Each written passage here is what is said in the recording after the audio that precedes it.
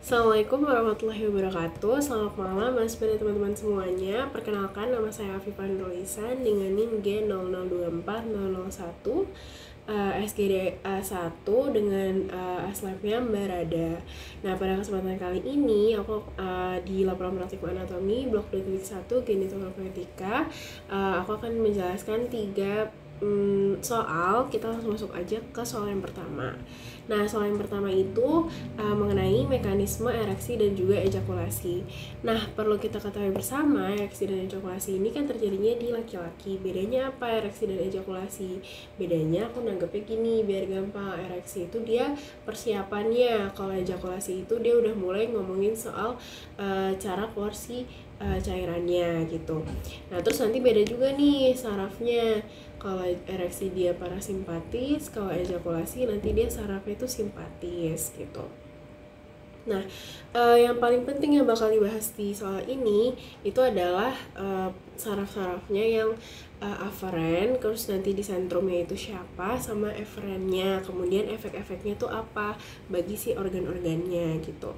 Nah, kita langsung masuk aja ke ereksi. Nah, ereksi tadi aku udah sempat mention kalau misalnya dia sistem sarafnya pakai parasimpatis. Nah, kita masuk aja nih ke reseptor aferennya. Jadi ketika rangsangan itu ada, nanti rangsangannya itu bakal ke reseptor aferen di nervus dorsalis penis. Nah, setelah dari nervus dorsalis penis, nanti dia bakal dibawa nih ke hipotalamus, ke hipokampus yang merupakan pusat dari integrasi fungsi seksual dan juga ereksi. Nah, setelah dari sana sebelum ke eferen, nanti dia bakal dibawa ke ini nih teman-teman, NILCLMS S2 S4 atau segmen sakral 2 sampai sakral 4. Nah, setelah itu baru dia bakal dibawa ke eferen, di mana eferen ini sama nervi erigen.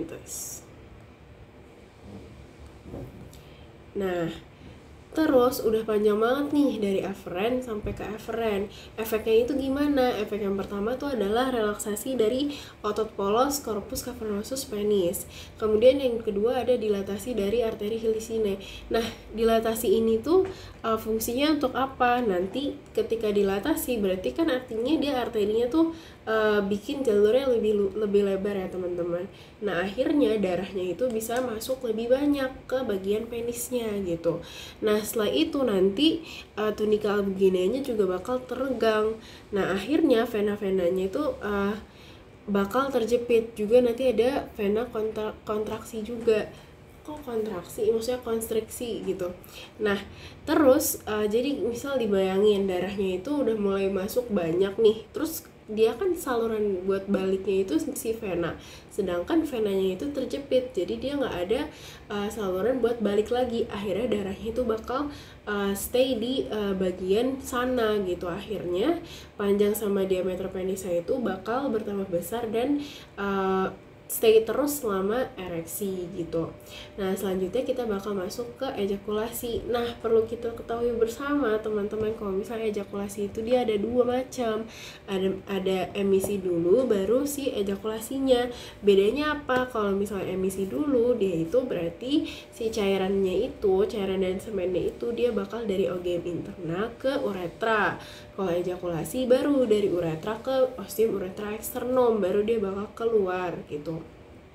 Nah, mekanismenya dia itu pakai saraf yang simpatis teman-teman. Kemudian kalau misalnya aferen ereksi tadi nervus dorsalis penis, kalau misalnya ejakulasi dia pakai nervus pudendus.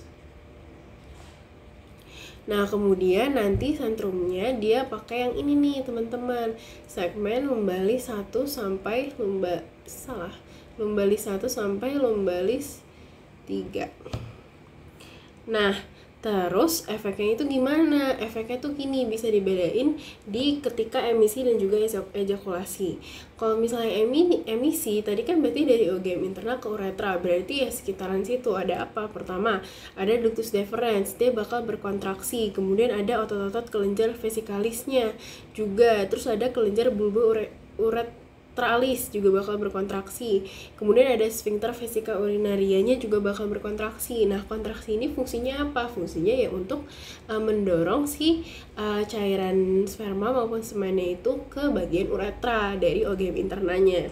Nah, kemudian kalau misalnya ejakulasinya, dia berarti kontraksi juga. Kontraksinya tapi di mana? Kontraksinya berarti di bagian bawah uretra atau ke penisnya gitu. Nah, dia itu kontraksinya bisa dikontraksi di helicine, kemudian kontraksi juga di dua musculus bulbus spongiosum sama musculus ischio cavernosus. Nah, dengan begitu nanti sperma dan juga semen-semennya itu bakal keluar dari uretra ke ostium uretra externum atau ke luar gitu.